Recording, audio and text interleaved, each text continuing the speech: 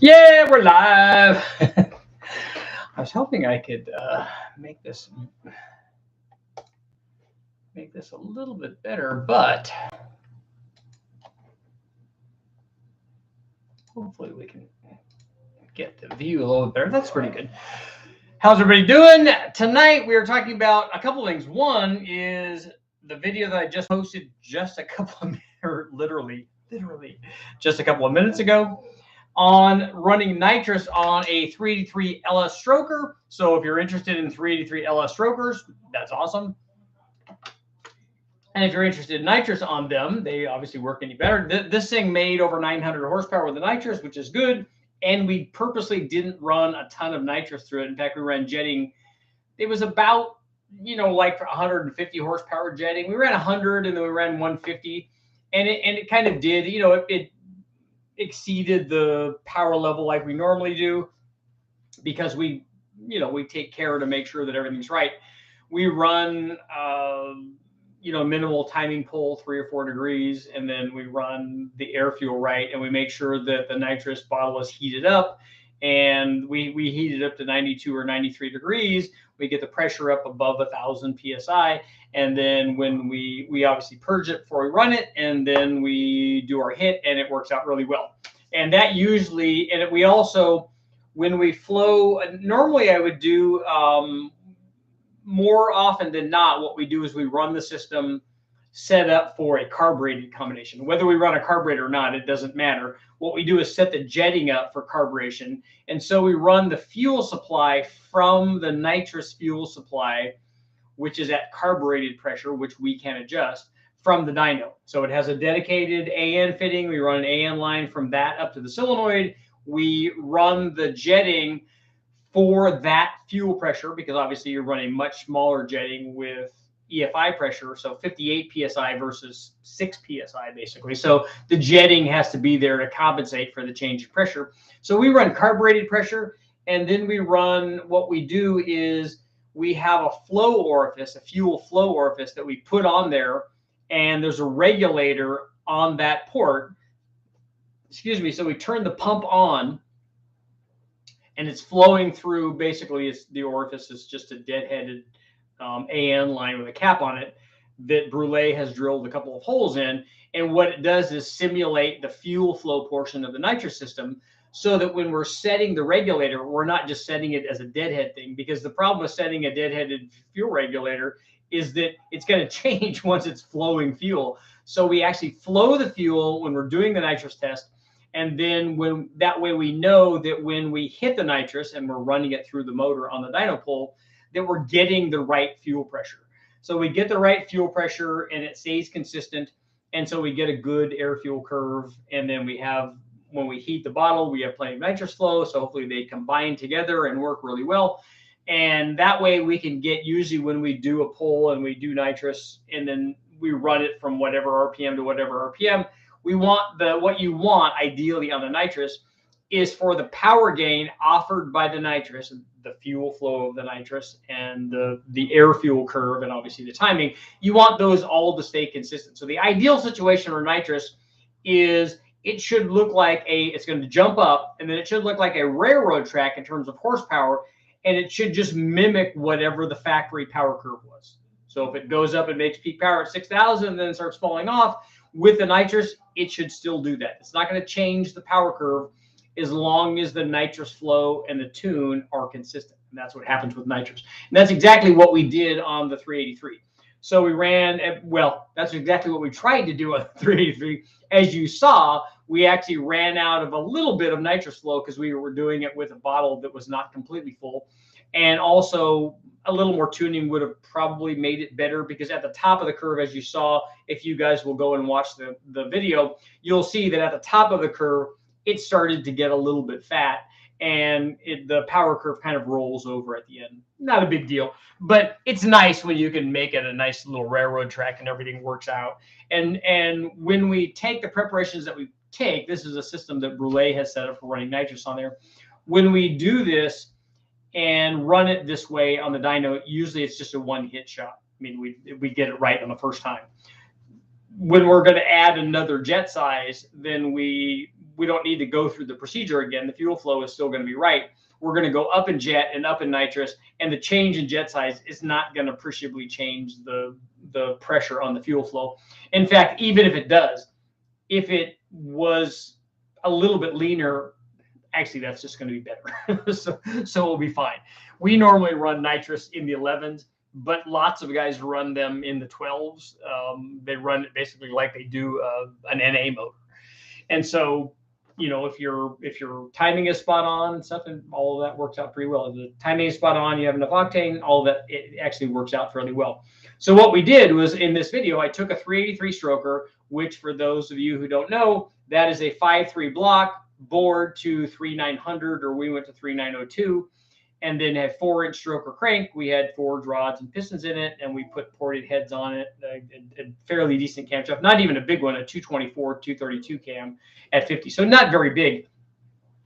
And then a fast LSXR intake manifold, which is really good in that 6,500 RPM range. You'd be hard pressed to find something better than that for that combination. And then we ran it NA, and it made like 540 horsepower. And then when we ran it with our 100 shot and our 150 shot, we eventually got up to over 700 horsepower, which is kind of right where you would expect if the tune is spot on. And that all worked out very well. But the reason that I wanted to do the video on this nitrous test is not just to show you that if you add a 150 shot, you can get 150 horsepower or more in this case, but you can.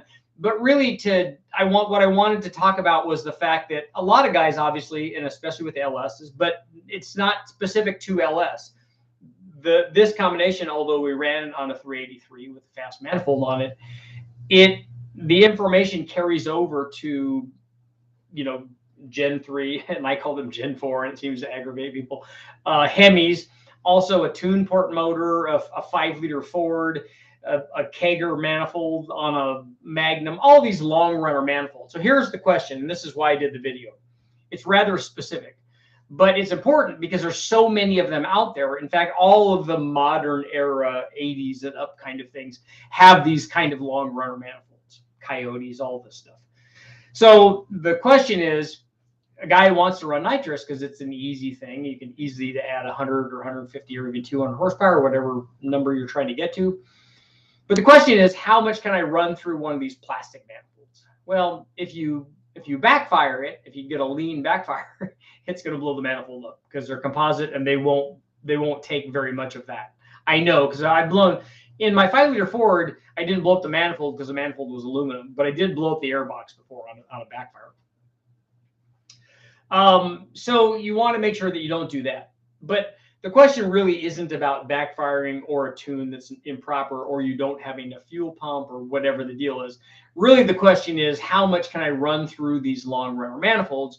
And the reason that, if you're not familiar with it, the reason people ask these questions is because if you're running a long runner manifold, all of this, when you and we're kind of specific here, is that if you inject the fuel and the nitrous either in front of the throttle body or between the throttle body and the intake where we did it, it doesn't matter for this test where it's injected.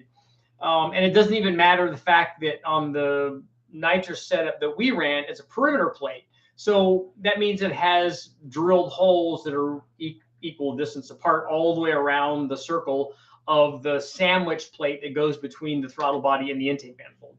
So it's injecting nitrous basically all the way around the manifold. Well, that's all well and good, except that that's not the distribution problem. The distribution problem for nitrous and fuel going through a long runner manifold is not that it has a circumferential like nitrous flow into the manifold. All that's fine. In fact, the system doesn't even really care about that, but it looks cool. The problem is after you get into the manifold, and I've shown videos and tests on a lot of these long runner manifolds, truck manifolds. I have a video up on distribution for the truck manifold. I have, you know, endless tests. We did the big bang on the nitrous thing and all that stuff. And the problem is that these long runner manifolds, they're not just long runner open to a common plenum. Sometimes they are, but like with the truck manifold has the throttle body, the air going through the throttle body into the intake manifold goes into what is essentially a tube. The tube has an exit out of the tube. It's not just an opening that goes into a big, cavernous open area in the manifold where the runners cross over and then open kind of at the top. That's what they do. But in that truck manifold, it has the tube inside, and the exit for the tube for the airflow is out the side, out of one side. Yes, that's right. So in the truck manifold, and not the fast LSXR intake manifold, we'll get to that in a second, is different than that. But on the truck manifold, so the airflow and the nitrous and the fuel have to flow into that tube, exit out one side, and then find their way into all of the runners evenly. As you might imagine, that's problematic. And I've demonstrated that on the video that I did on the distribution.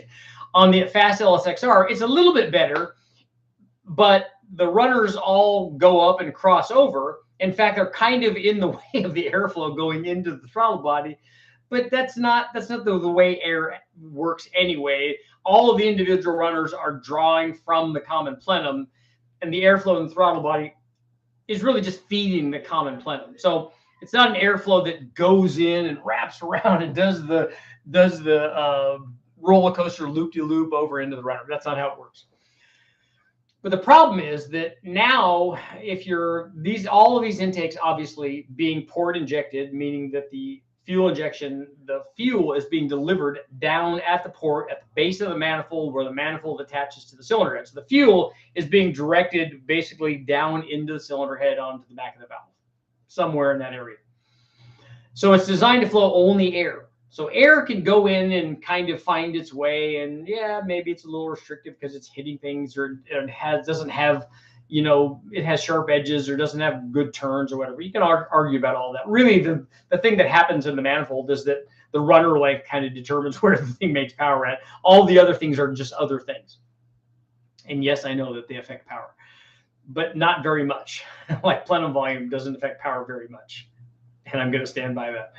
But the problem is when you're introducing nitrous and fuel, getting the nitrous and the fuel into all that, past all of the runners, into each one of the individual runners evenly in the same amount, and having it go into the motor and process that, all the while, this dynamic thing is happening when the motor's running, is very difficult.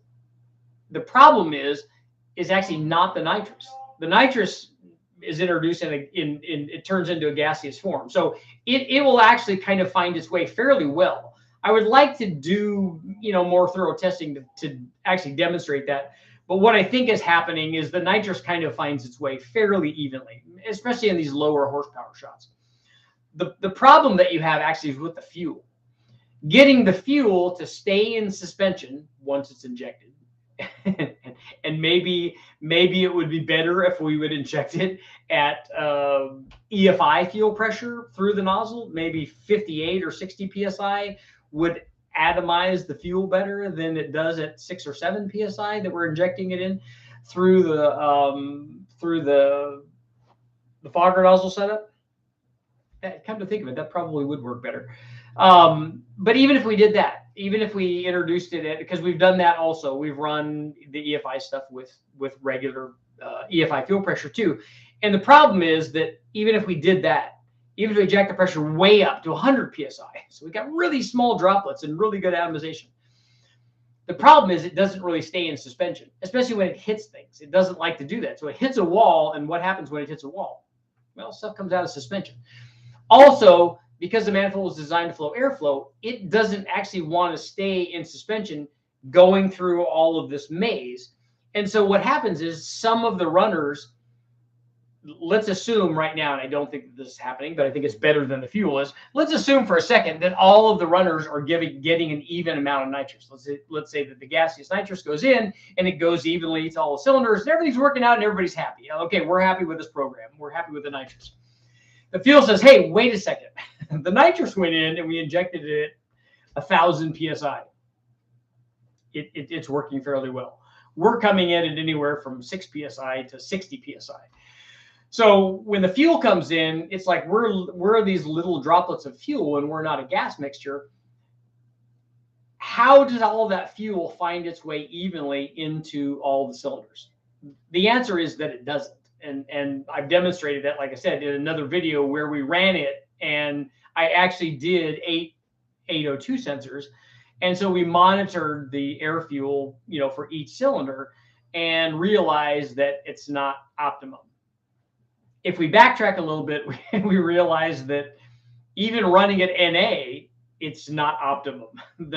Even with an intake manifold that was designed by a computer, theoretically, I'm pretty sure that it was, where all of the runners could be even, because that's the nice thing on an intake manifold flowing only air that's designed on a computer, you should be able to make all the runners the same length and the same cross section, the same taper if you have taper in them, all of that stuff. And where they end up in the plenum really is not nearly as critical as them, let's say, being the same length. Actually, lots of intake manifolds don't have the same length runners, and they run just fine. So that cylinder will be making power. Its curve, its individual curve for one cylinder, would be a little different than others that have a different length runner in. Just like the single plane, you normally have 4 longs and 4 shorts. Although the longs, the front and the back longs, may not be the same, the 2 sides on each side may not be exactly the same. So really, you could have runners making different power curves, and you definitely have that on a single plane, and also on a dual plane, because on a dual plane they're not even either. So if you inject the same amount of fuel to all these different intake designs, and you have varying RPM efficiency ranges, as you might imagine, you're going to have different air fuel curves. So that's what happens on these nitrous injection when it's going through these long runner intake manifolds. The thing is that because it's wrong, even NA, it will obviously tolerate being wrong. So, and that's what happens. So when we run nitrous, when we put 100 shot on, a wet fogger deal in the inlet tube, or, behind the throttle body like we did, it works well enough. It's not far enough off that it causes a big problem. But if the air fuel difference is, let's say that for theory's sake, that it's a half an air fuel point wrong. So one of them is a half an air fuel point leaner from standard, then the other one's a half an air fuel point richer. Or one of them is a full air fuel point too lean, and the other ones are really good. So you can pick whichever one of those you want. As we go up in nitrous flow, and we're again making a big assumption that all the nitrous is getting there evenly, which it probably is not, but it's better than the fuel. And then the fuel becomes more problematic because now we're injecting more fuel, and more fuel is going to come out of suspension, and it's not going to, and actually not going to work as well. And that's the problem, and that's why we can't run big hits of nitrous through some of these manifolds. And I can't say we can't, because I've seen guys do it, but why it's like suboptimal to try to do that. You'd be much better off doing one of 2 things. I only mentioned one of these in the video. One of them is obviously to pick a different intake manifold. So if you pick an intake manifold that has a common plenum like a single plane, or even a short runner Holley sniper style intake manifold, where you're injecting all this mess into a common plenum, and then it's up to the cylinders to draw that out. They don't have to go around anything. Even though that manifold's still designed to flow airflow, it's just it was just a simple design that they could throw together. But if it's all in a big common plenum, I think that the odds are much better of a fairly, homogeneous mixture of the nitrous and the fuel going to each cylinder. I'd like to verify that. And the same thing with a single plane intake manifold. Again, running, I've run these perimeter plates, carbureted style, on these setups and run them, and they work very well. But again, it's just injecting it all into a big common plenum, and then we still have the distribution problems with the different runner lengths and all that. But I think it's probably better that way. So if you're going to run like big shots, I would suggest doing that. And then that's not uncommon, because a guy that wants to run maybe a big shot, maybe he wants more RPM anyway, so a short runner manifold is kind of the way to go. The other thing that you can do that's been run very successfully is, there's 2 other things. One is to run the wet EFI like I was talking about, or actually it's more of a dry system. So you can run the fogger nozzle in front of the throttle body, or between the throttle body and intake like I did, and just inject nitrous. As we said, the nitrous is happy to be part of the program. It's finding its way. It's going in there fairly evenly, and all that's working out. Now what you do is then add your fuel through the injectors. So you have to, be able to do the laptop tuning, and you have to be able to, when the nitrous is injected, it has to trigger something and say, hey, look, I'm adding more fuel. I have the nitrous. Okay, I'm doing my nitrous tune since it's been activated. That means I'm adding, if we add 100 horsepower, now I'm adding another 100 horsepower worth of fuel, and I'm doing that through the injector, and the fuel is flowing just through the injector into the head. It would be just like you adding more fuel for a turbo application. And the injectors, because they're all spaced evenly, they're all in the individual runners, the injectors will add the fuel evenly as they're supposed to. So if the nitrous did its job and got evenly to all the cylinders, and you injected the fuel evenly through all the injectors and not through the fogger nozzle, that should work fairly well. And I've seen guys run lots and lots of power like that, and that works fairly well. The other way to do it is to run individual like fogger nozzles in each cylinder.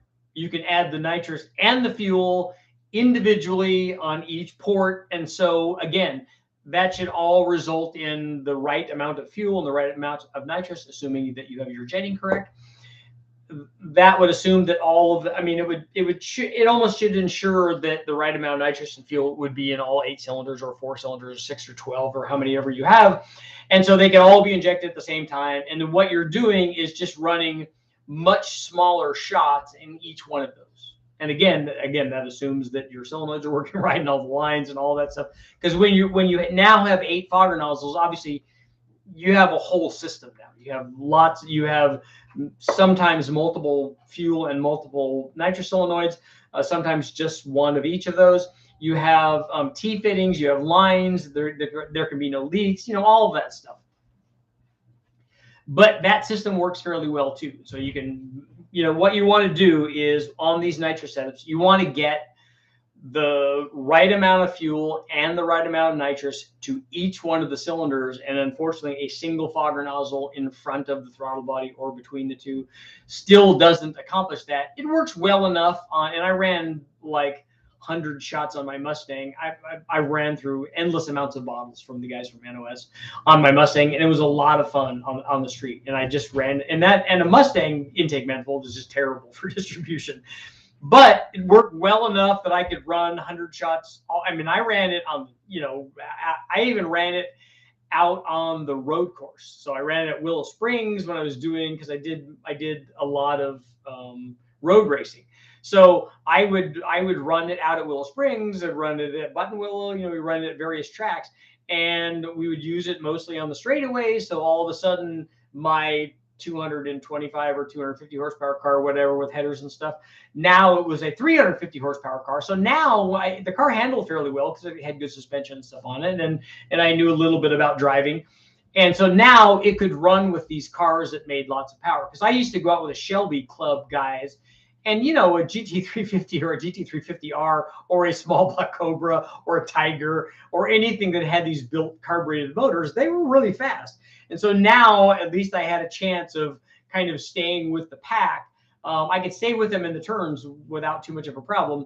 But on the straightaways, they would just laugh at me. And so the nitrous helped that out. And I remember the first time I went out to the Shelby event, and we actually did a kind of a tag team relay race. And so there were 6 people on each team, and I was the only late model Mustang there, and I was grouped with a bunch of Shelby guys.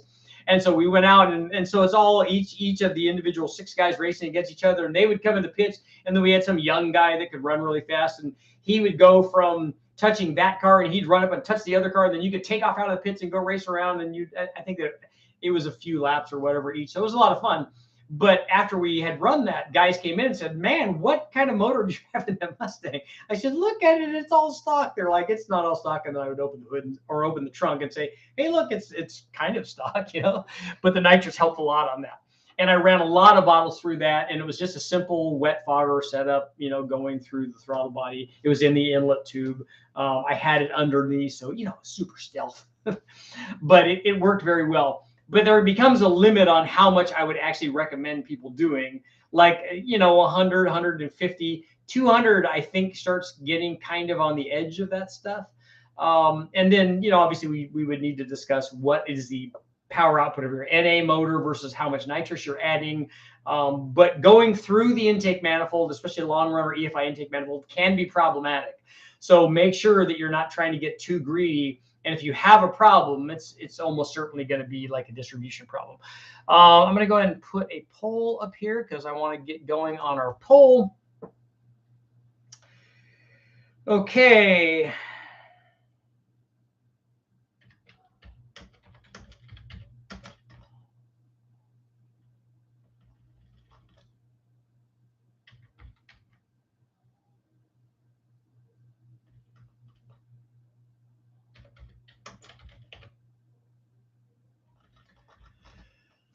Okay, I think maybe a nitrous deal, a nitrous question would be good.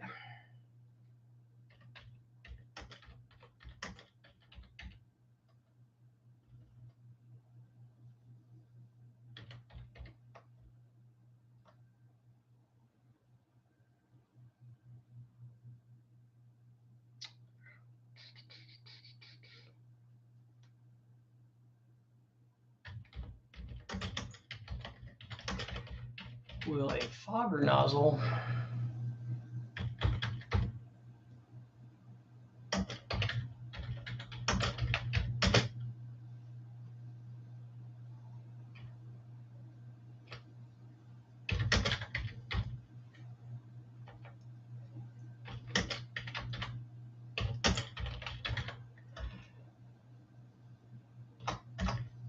change my mind?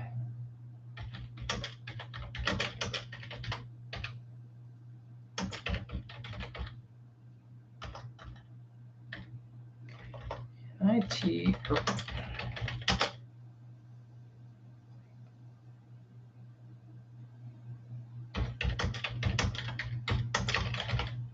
Okay, so the poll for today, it's actually a question. Can you run a carbureted nitrous plate on an EFI motor? Good question. So let's see what you guys got going on. I wanted to do a quick update on the Nova. I actually went over today to his house and saw it. Hopefully he might be here later on. I know that he gets here normally later. I got to actually drive the Nova, meaning that I got to put it in reverse and back it out so that we could angle it for video that I was shooting.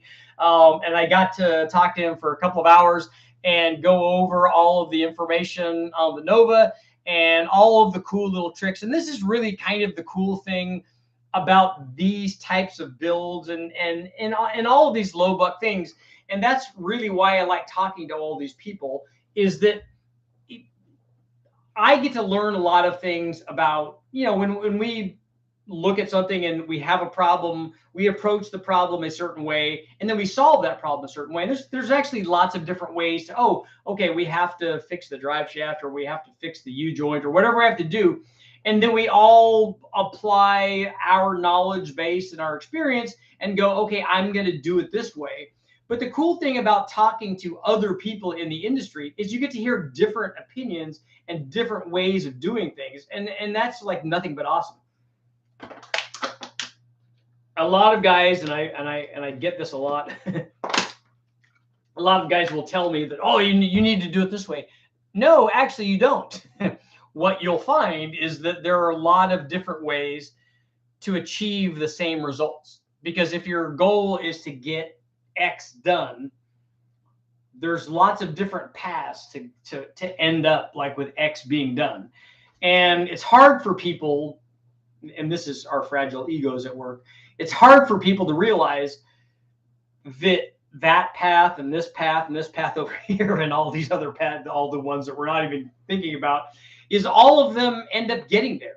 And that's all that we care about. And that my conversation with him today was that, like, he's like, yeah, but this and this. And I'm like, look, you don't understand. I said, you don't understand how awesome this is for me to see a car that was sitting in my backyard for so long, to see it now with an engine in it running and driving around. And not just driving around. I mean, obviously it's not perfect, and it will never be perfect because of what it is.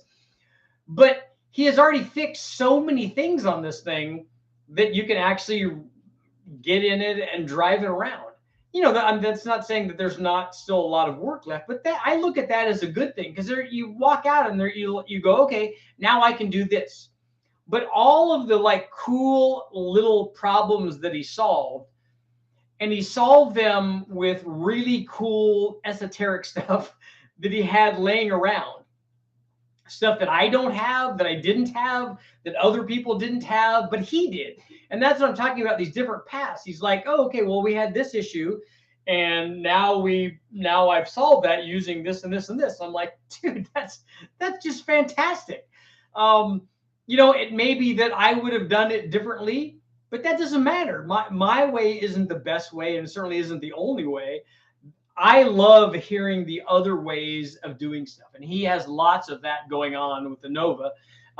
You know, obviously, because it was a 31-day deal, and he's already done the burnout in it. In fact, for you guys wanting to know, it has a Saginaw 3-speed trans. It has the original drive shaft. He did put another U-joint in it. And this thing will spin the tires in 3rd gear. So it's like I said, and I'm doing I shot all the video stuff. And so I've already put the video up because I had already shot that and done the editing, or hadn't completed the editing, but I'd done all the videos on the nitrous thing. So now I'm going to work on the Nova video, and I'm hoping that the audio came out good. I hope that it did, but I'm going to, it's just so cool about all the things that we get to talk about. Not just like, it's cool that, you know, he put a motor in it and did a burnout. That's a really small part of like what I wanted to happen. That was just the incentive to get him to do something cool. And he did. And there's little things on there that are like huge on the cool scale. So I can't wait to like bring that to you guys. So let's see what kind of questions you guys got. Oh, wow. We're up all the way up at 86%. Can you run a carb nitrous plate on an EFI? Same. I think it's the same 14%, the guys that say no all the time to every question. Scott, what's going on?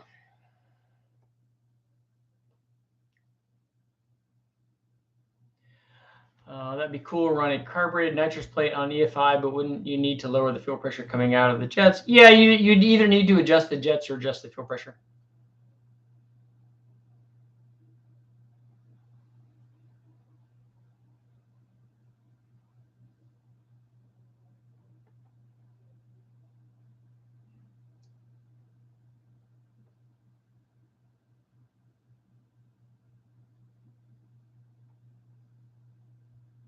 Oh, Ford Automobiles is here. What's up, man?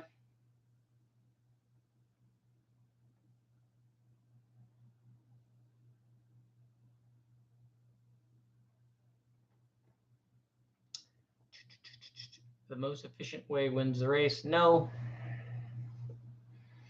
Lots of different ways, lots of different motors, lots of different people have gone out and won races.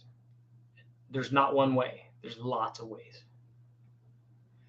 Does injecting pure oxygen help or hurt? It's very, very volatile, and it's been tried many times, and it doesn't work nearly as well as nitrous does.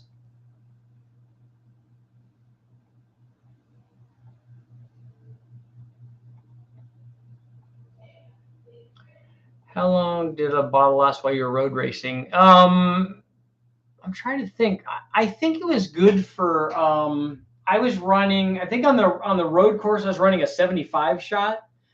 So I think I had a 15-pound bottle, and I know that it didn't last the whole day, but I know that it lasted the whole race.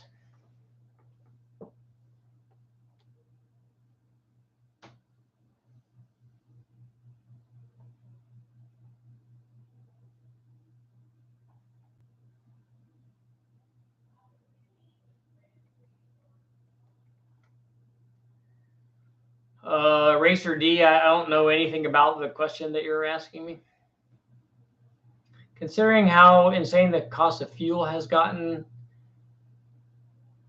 can I pull the belt on my T-trim and drive the 8.7-to-1 engine on a regular? Yeah, you can easily do that.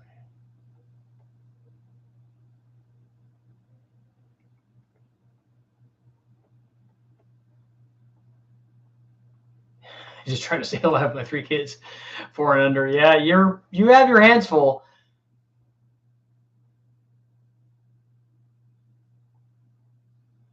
Cameron, I did get to drive the car by myself because there's only one seat in it.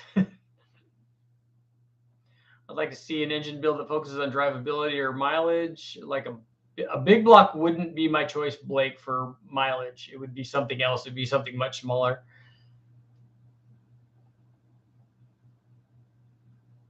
You can convert your wet plate into 2-stage. Yeah, you can do that because it has 2 inlets.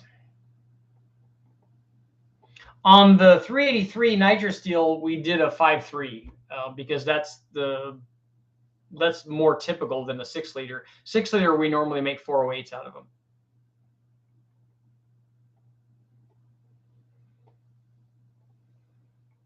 Yeah, pure oxygen is not a good idea.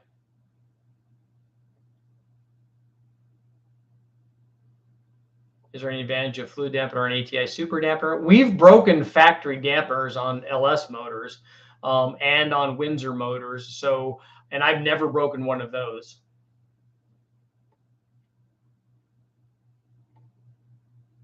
Thoughts on 2-degree thoughts. So the question should be, what do you think about 2-degree ignition retard per 50 horsepower in engines with less than 10-to-1 compression ratio? Is not that much of a problem with a 150 or less.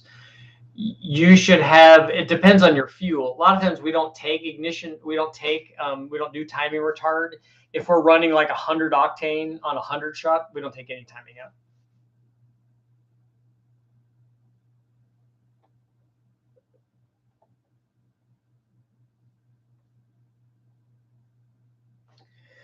I'm doing an 81 Scottsdale, K20, fresh 454, GT45 on the 454. Nice, good low speed, instant response turbo, manual 4-speed.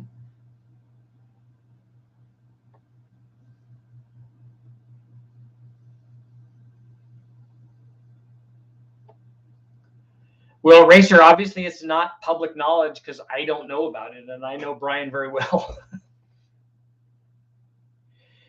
You're going to need pretty good cooling system for a big block.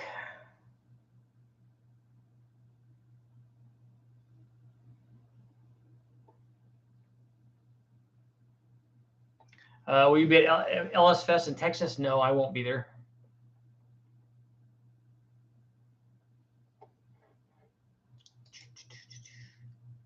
Our poll is at 86 and 14. Still no change there.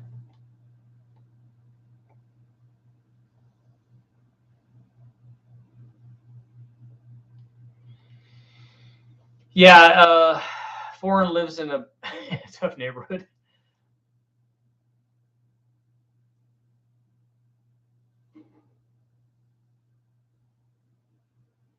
Can you run an air-to-water intercooler with meth injection? Yes, you can always run intercoolers with anything.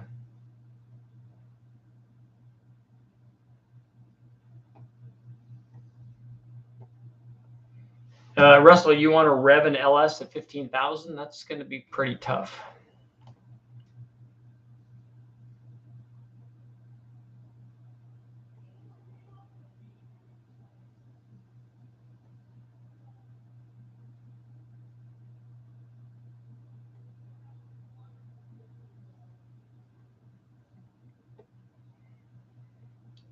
Richard, what is the rotating assembly and what are the rings gapped at? Which assembly are you talking about? The rotating assembly on the engine that's up on the video is talked about in the video. It has forged internals. It doesn't really need them for the power level that we were at or for the nitrous that we were injecting. Ring gap is a good idea, and they're at 28.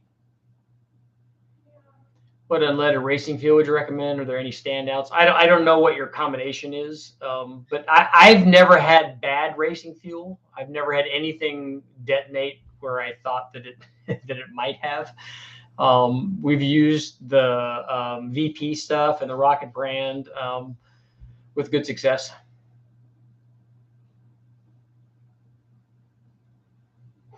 Yeah, the Nova almost got jacked. That's I guess I should have put that in the intro, but that'll be in the video though. Although I don't know, Foreign, did we? I don't think we talked about that on camera, did we? What is the best fuel to run with nitrous? You run the same fuel that you run NA, or you step up in octane, and you can what a lot of guys do is they'll run higher octane fuel in the stuff that they're injecting with the nitrous? How do you feel about AccuSumps? I know that AccuSumps have saved motors of mine in the past, 5-liter Ford specifically. Katie, I've settled on twin GT3582s and to 2 GT45s, a couple of projects. Nice.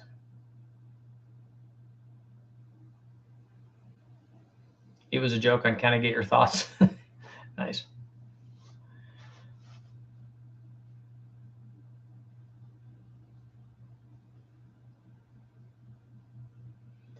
Can you run NOS through EFI fuel injectors? I haven't ever seen that done. We ran way back. NOS had what's called nozzles, and what they were little adapters with rings on the inside that you could stick the injector in. And basically, if you've seen the injector spacers, it's kind of like that, except it was designed. They designed it to also inject nitrous and fuel. And I ran it. I had used it in my modular Ford book, and we ran it on a 5-liter. Because I think that they originally did it for the 2-valve, and I ran it on a 4-valve, or vice versa. I can't remember now which one it was, but they work. And I remember asking them, well, what is this going to do when we don't run the nitrous through it? Does it affect power at all? And as it turned out, it didn't.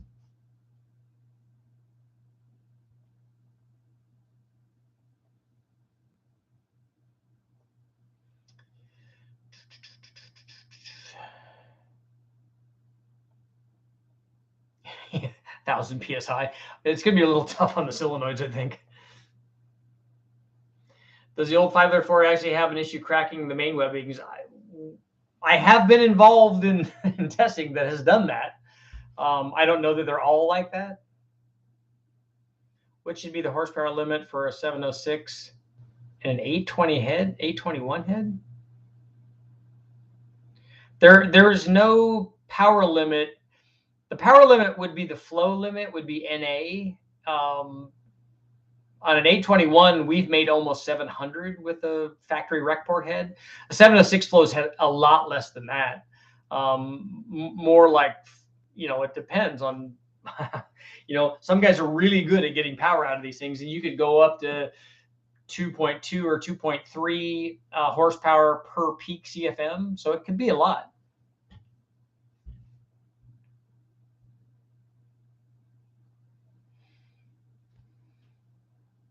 Some LPG tests. I haven't ever done any of those other than just running them on the stand.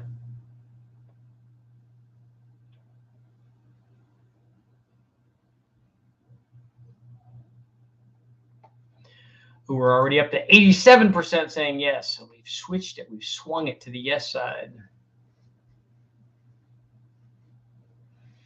I can't really say that. Dang it. Check out the modified OEM 5-liter block David Vizar is building. He said it will do 1,000 horsepower. I'd like to take a look at it. I saw the thumbnail for it, but I haven't seen it. I'd like to see what he's going to do to a factory block that's going to stop what it does at the kind of torque limits that kind of destroy these things. Because even if you bridge, I've seen guys bridge the valley. I've seen them do obviously girdles on the bottom and stuff, and that doesn't do anything. All that does is hold them together so that they don't just split in half.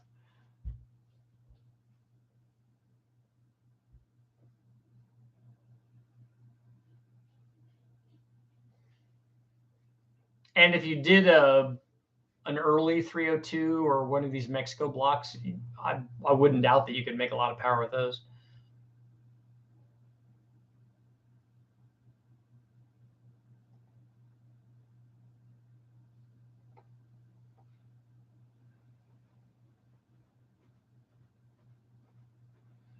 Dan, you're singing your tune again?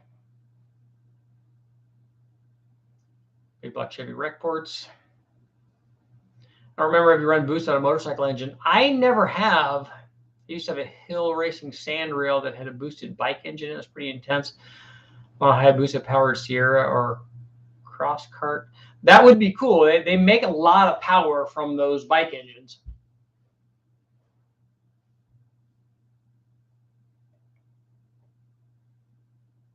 Chad, is your question, do you think you can run a 200 shot on a 6-liter? The answer is yes. We've run 300 shots on junkyard 5.3s.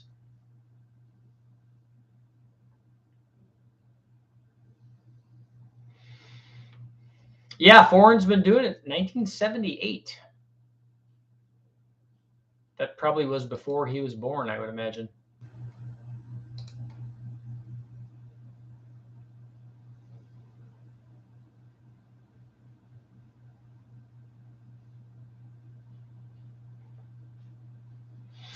So the nitrous thing was cool on the stroker motor, and the reason that I've run nitrous on lots of different combinations, obviously, with some of them more successful than others, and I bring up the Big Bang deal that I completely ruined. But the interesting thing is, and guys have trouble with this the same way that they have trouble with running boost on these things. You know, you have to have it. I mentioned this in the video that you have to have a nitrous cam, you have to have nitrous heads, you have to have a nitrous intake, a nitrous valve cover, nitrous thermostat housing, whatever. It's honestly hard for a lot of people to understand that you take the thing and then you add the nitrous to it and it just does more of the thing. So forget about the cam specs, forget about the dual pattern, forget about the intake to exhaust flow relationship, forget about all that stuff. As long as you have enough NA power relative to the power that you're trying to add with the nitrous, you'll be fairly successful. And then the other question is, well, can I double the power output with nitrous? Maybe on some cases. Not very often is that done. Some of these kits go a little more than that, but it's a lot easier to do with boost. Like if you have a 500 horsepower LS, it's a lot harder to make 1,000 horsepower LS with nitrous than it is with boost. And I know that all the nitrous guys are going to say, oh, we do it all the time. You don't know what you're talking about. Except that there's thousands of guys doing it with boost, and there's a handful of guys doing it with nitrous. It's not nearly as common.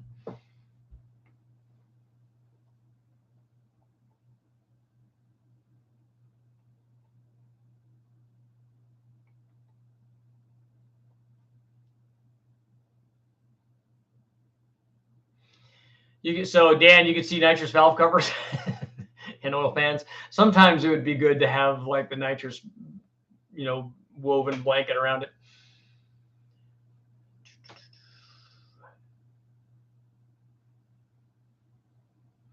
Boosted Hayabusa 1300 cc stock with meth injection, good intercooling will make 300 real horsepower.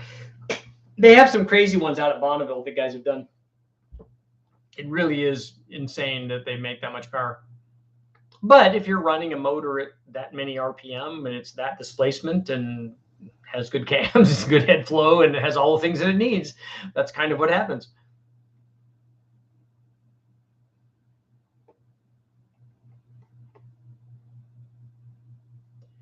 Thinking of nitrous with my Pro Charger F1X, or should I just stick to adding nitrous to a turbo car? All of that works. It just depends on how much traction you have, what kind of power you want to make.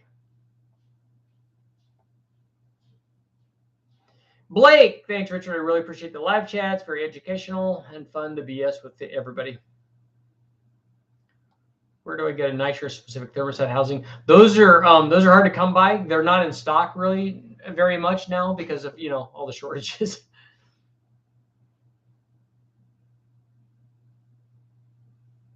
But a single turbo LS, that's probably is crowd a G-body engine bay. And guys are running turbo LSs in G-body, so I'm assuming that it fits. I've never tried to do it.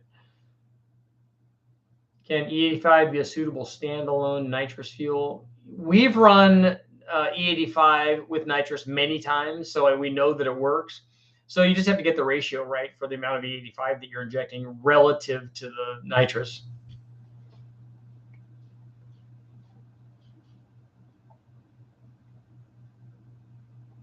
Or more cubic inches equals more nitrous flow. Well, it's not that so much as more cubic inches on those motors where guys are running really big motors and also making lots of power. Those two things go together.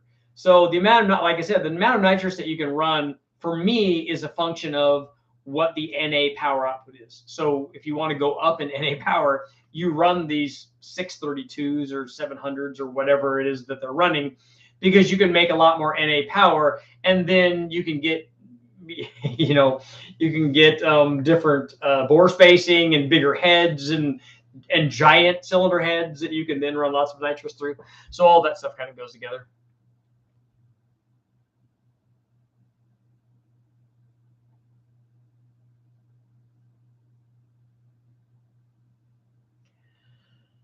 YouTuber has a turbo Hayabusa on his channel. Those are cool. I wanted to put one of those in the Sprint. I didn't want a 1300 though. We wanted a 1 liter. Are big block Chevy 279 heads the same as L29 heads? I don't know. I'm not familiar with a 279 head. Chester, welcome. 370 on 18 pounds with a 100 plate kit and absolutely love it. Gen 3 rods. When the most power you can make with nitrous is all important, exhaust flow is everything, even to the detriment of intake flow.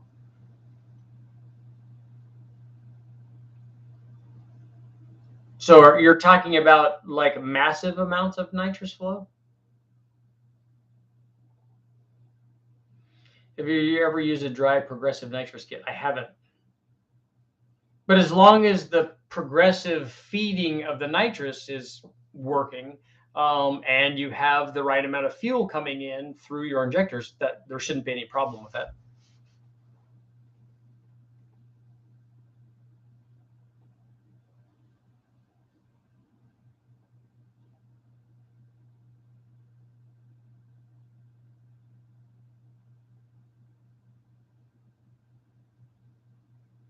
Instead of doing a turbo LS now, I'm going to do a Flintstone car. Thanks, Mr. Biden. You realize that no president in history, not him, not Trump, not Clinton, not Lincoln or Washington, none of those guys affect the price of gas. Like the E85, to run methanol with nitrous, you have to get the ratio right. Yeah, because you need to supply, just like when you're supplying methanol or E85 or gas to your NA motor, you have to supply more of the E85 or more of the methanol.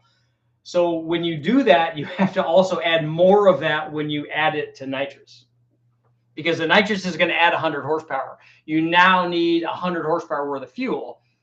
The amount of gas that you would add to that to make that extra 100 horsepower is different than the amount that you would add of E85 and methanol. Both of those would be more. I worked at a bike shop for a few years and took my boss's modified CX-12R. That's a real bike. Close to 180 wheel, no ads, and it scared me away from fast bikes. Yeah. If you can stay at full throttle on that bike in those top gears, you're going to end up going really, really fast. Richard, the better question is, will I be able to run my Dominator nitrous kit on an L98 EFI with some sort of adapter? Well, I ran a carburetor on it, and I don't recommend it. But yes, you certainly should be able to.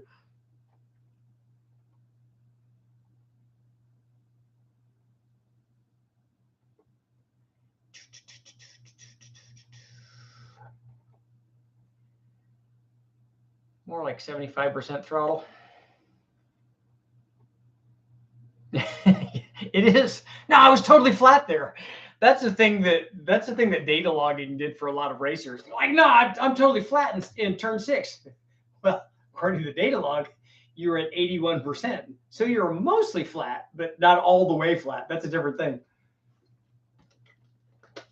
And it's a fantastic learning tool, because if you can go and look at it, and especially when you combine it with GPS and go, look, I was on the throttle here, I was on the brake here, I was braking the thing this hard here was my turn, you can go, oh, now I see what I'm doing, and see other guys are half a second a lap faster. Now I can figure out where they're doing it and where I'm doing it. We can make it up and we can go fast. It works out really good.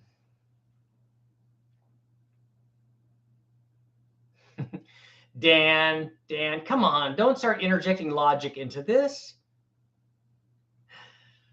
I know when I make comments like that, people just like, no, it's political, it's blue, it's red, it's whatever color they're not or they are, or it's all, no, it's not. How do I convince the better half that assembling an engine in the spare bedroom is a reasonable, insane act? Well, it is a clean room, and the engine wants to be clean. What's the highest compression you run with nitrous? There's no limit to the amount of compression that I would run with nitrous. It's cooling. It has a soothing effect.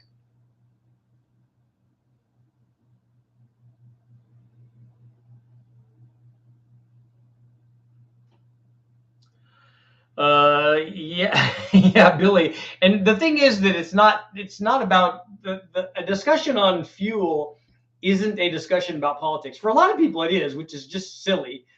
But a discussion about fuel, you could substitute anything you want for fuel. It could be wheat, it could be tires, it could be shift levers, it could be whatever it is. Because no matter what it is, if there's lots of demand and not enough supply, the price goes up. And if you do a search for what is the number one reason, or what are the top 5, or what are the top 10 reasons for prices to go up on things, in this case it could be fuel, none of them will say president. The number one thing is going to say supply and demand, and then there will be lots of other things. And that's the way it is with crankshafts and camshafts and nitrous valve covers and all of that stuff.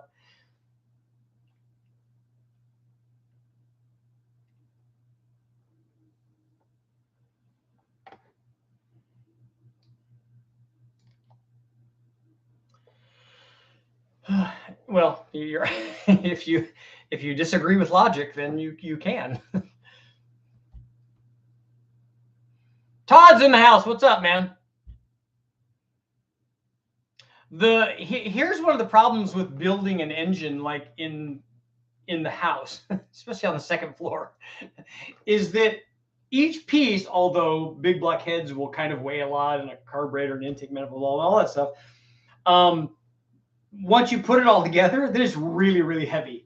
Then getting it out, that can sometimes be a problem once it's all assembled. So you got to make sure that you have a plan to maneuver it out and get it out safely without breaking stuff or chipping things or whatever.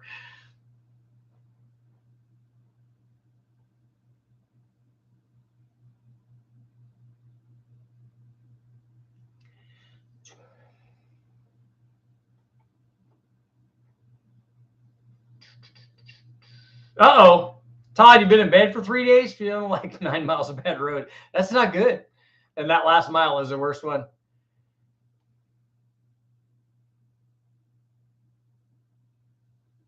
Cherry picker through the window. I like that. I like that. You're thinking outside the box. That's good. I want the supply of LS stroker kits. You want the supply of stroker kits to go up? Oh, the supply to go up. Okay, I thought you were talking about pricing to go up. I'm like, no, don't say that, because they'll do that. So the price drops. Yeah, we that would be nice.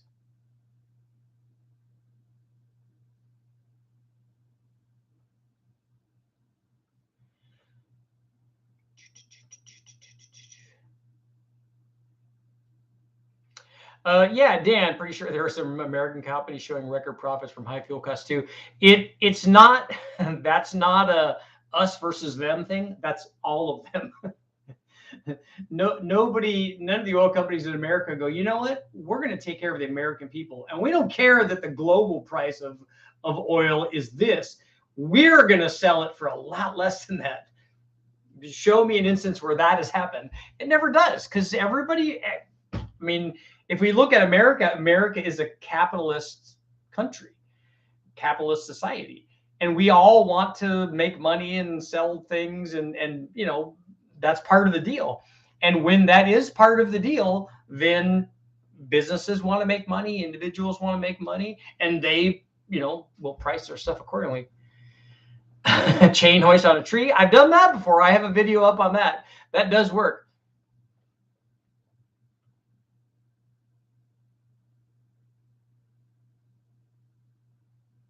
yeah, Jason, the second floor. You'd have to make sure that your stuff is pretty strong on a tripod, big block kind of deal.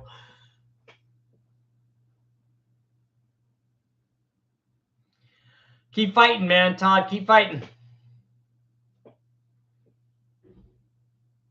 training camp workout. I want to see how I would be able to. First of all, I want to see how I'd be able, if you walk each piece individually up the stairs, that's one thing. I can't imagine trying to push a cherry picker up like I would put down, wood or 2x4s or what kind of wood am I thinking about? Plywood. Put plywood down and try to push it up. That's not going to work out very well.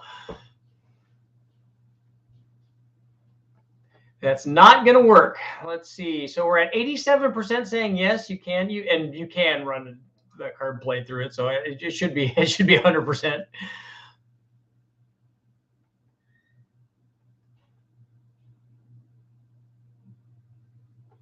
Just watch the video. I bought a plate kit for my LS1 with an LS6 intake. Does it distribute better or worse? The LS6 intake is also going to be really problematic for distribution. So I wouldn't try to, Orphan Annie, I wouldn't try to run a big nitrous hit through that kind of intake manifold.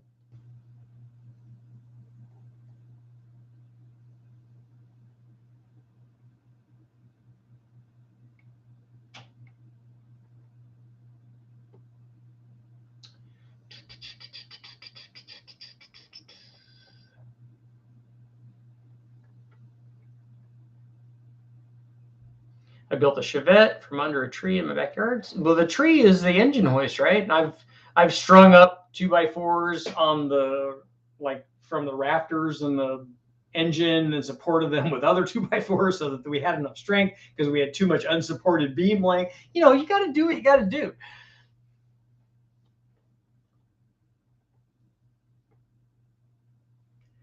Machinist can be a great part source. My machinist has a set of abandoned 243 heads with a minty fresh valve cover. Those are the or fresh valve job. Those are the best kinds of valve jobs. The minty fresh ones are excellent.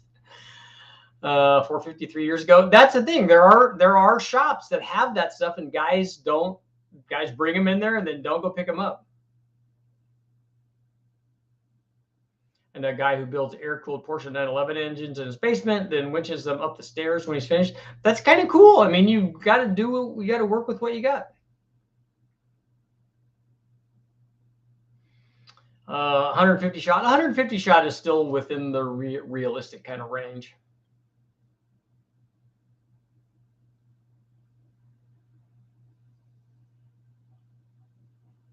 Dan, the next poll should be, is Joe Biden responsible for gas prices?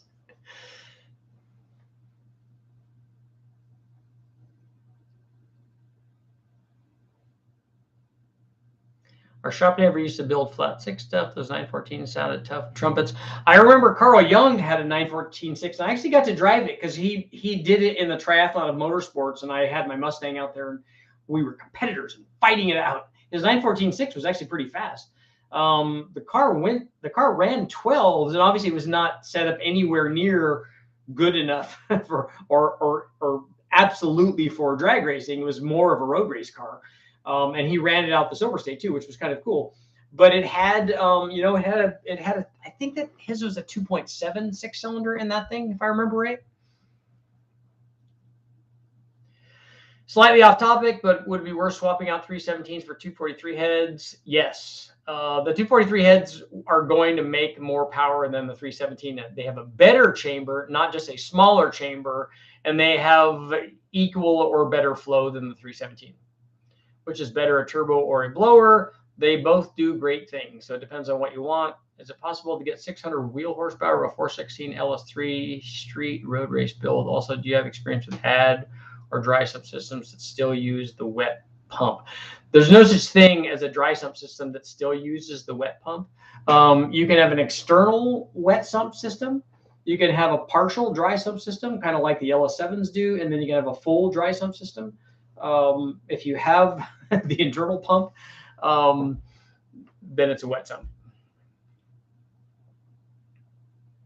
Got a lot of parts from my machines. Just grab a 502. I like those. I'm going to push it to 540. Nice. So put a stroker in that. That'll be good.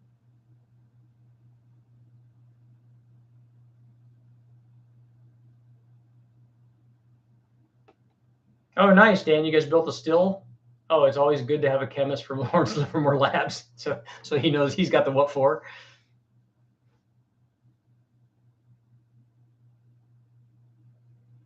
Yeah, foreign. Sometimes that happens. We don't measure stuff, and we try to get it out. We're like, oh yeah, that's not going to fit.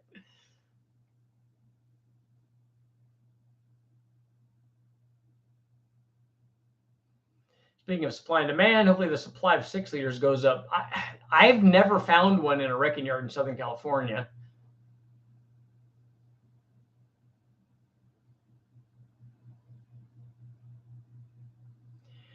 If I was around a small shot on street tech, would I have to maintain optimal bottle temperature? You just have to for optimal performance. It's still going to give you a lot of performance. Let's say you're down 10 horsepower or whatever, and you're adding 150 shot. You're still going to add 140 shot. So it's still going to be really, really good. It's just not going to be that next level stuff.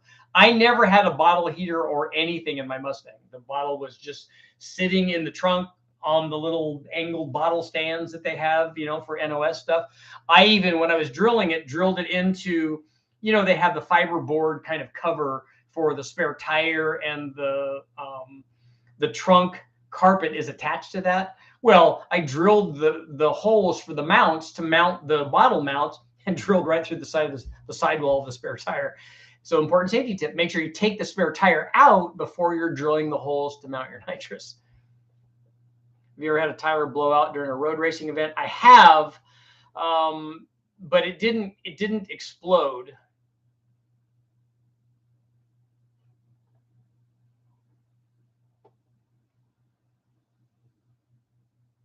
My 77 351 is probably a 351M.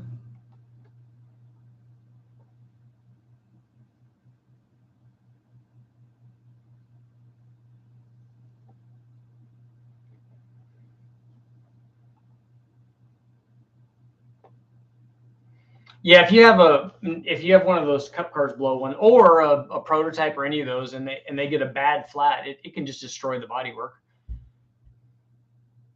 Just sold my 06 Envoy. It had the almighty all aluminum 5.3. That is a good one.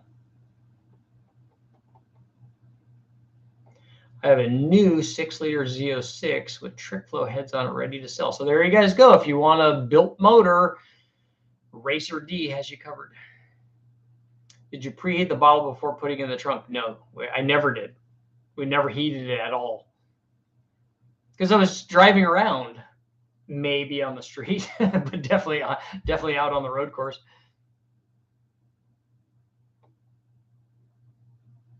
Have you ever used a J&S safeguard? We tried to use those on the engine dyno, but we didn't really have good success. And I do want to test his new stuff. He said he has something that's pretty cool, so we want to try the new one. So I'm going to end the poll at 85% saying yes, you can run a card plate, which you can. 15% saying no, as usual.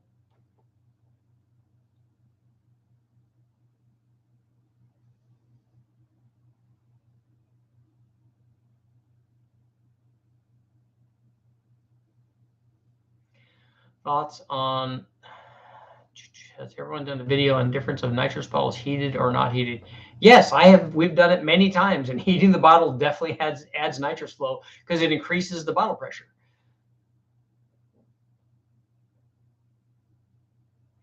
Is it true that 862 head castings are made differently from others? The way that they're cast is different than a 706 head. Is there a need for Gen 4 rods on a fairly mild Gen 3 build? No, not on an NA motor. We ran 70 or 80 poles over 1,000 horsepower on Gen 3 stuff, and so you don't have anything to worry about.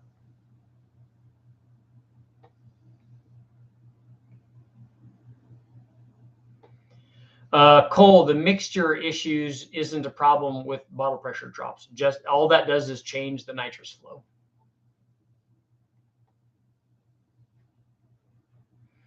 And then if you're supplying the same amount of fuel, it might change your air fuel. But it's just going to make less power.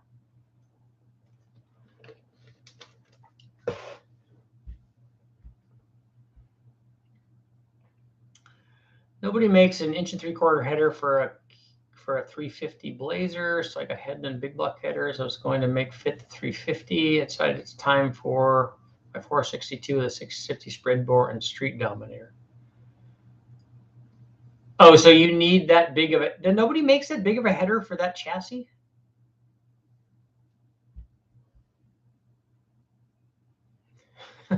The Chevy 4.3 liter V6, all the power of a 4-cylinder combined with the fuel economy of a big block. That's nice. They should have had that in their marketing, right?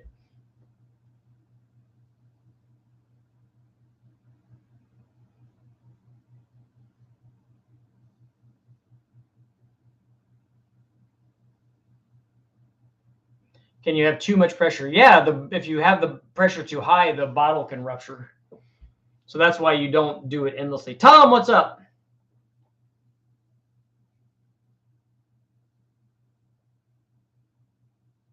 Yeah, it'll just get richer, and you'll be making less power because there's less nitrous there. And you'll also be making, although the change in air fuel mixture, as we saw from the test that I did with Freiberger on trying to tune the nitrous and make a lot more power, it wasn't very sensitive to air fuel mixture.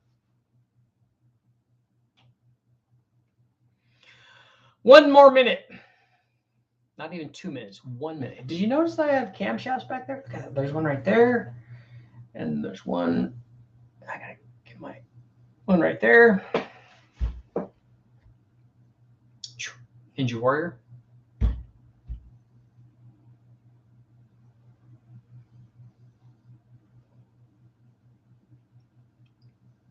Yeah, don't heat your bottle with a torch. That's not recommended.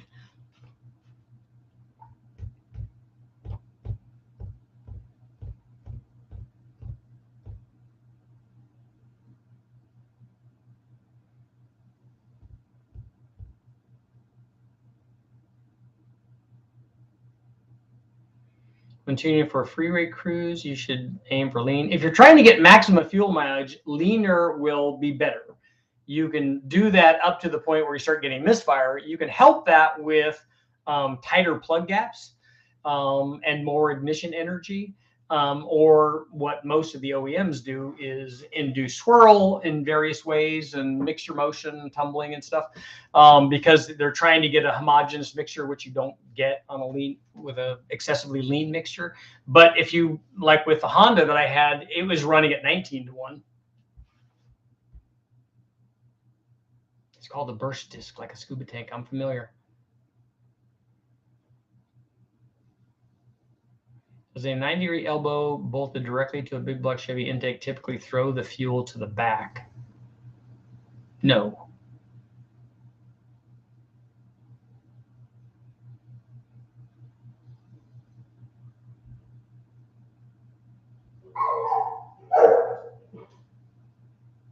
Can you dyno a carbureted GM LV3 V6? I don't have one of those, but I do want to do some of those V6s though.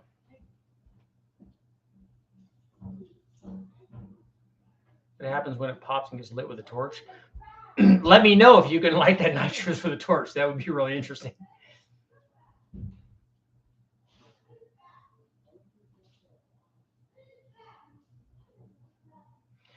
I need to dress to ship you a couple of Z-Car Hot Wheels. Oh, nice. Yes, the dogs definitely still snore, especially Milo, the boy dog. He's older and he's male, so he has no shame. He definitely will lay down and snore.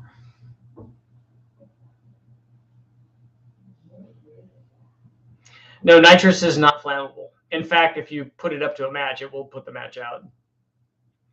You have to break down the compound before the oxygen becomes flammable.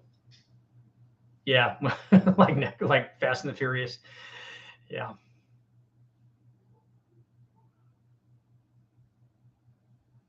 Ford does have a 90-degree V6. They also have 60-degree V6s, right?